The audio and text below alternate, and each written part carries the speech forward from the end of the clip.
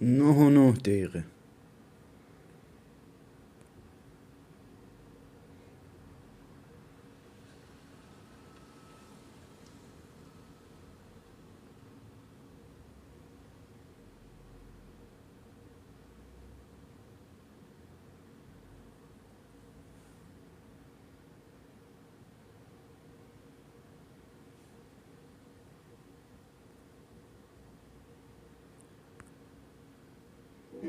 ببین پسر جان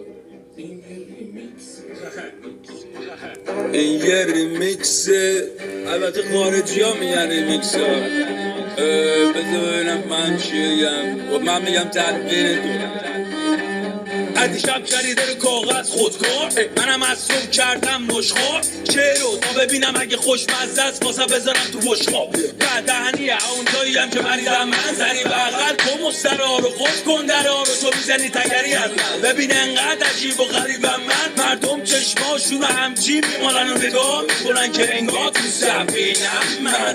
عربا هم میدونم بزرگم تو رب همینم که صدام نمیکنن این شد به میگم به عربی اگر بخوام به مخم فشار بیاد زیر فشار کم شاهنامه میزم اونم دو قل سنگین و تو قل.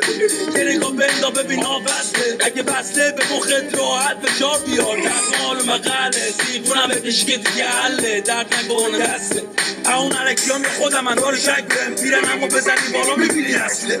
ببین چقدر چهاریم که بهترین